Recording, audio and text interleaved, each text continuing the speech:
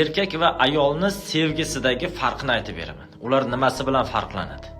Agar to'g'ri bo'lsa bitta layklardan bosib qo'yasizlar. Kelishdigi qaranglar. Erkak kishini sevgisi shundayki, u sahroda suv qidirayotgan odamga o'xshaydi.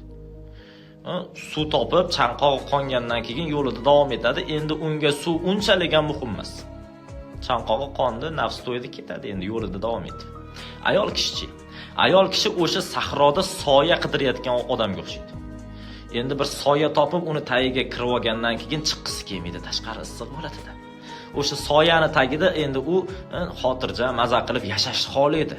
Chiqqisi kelmaydi tashqariga. Bu ayol kishining sevgisi. Hayotga taqqoslaydigan bo'lsa, erkak kishi ham bir qizni, bir ayolni yaxshi ko'radi-da, unga yetib olgungacha harakat qiladi. Seni yaxshi ko'raman, o'ldim, kuydim. Yetib olgandan keyin, nafs qongandan keyin nima bo'ladi? Unchalik ham e'tibor qilmay qo'yadi.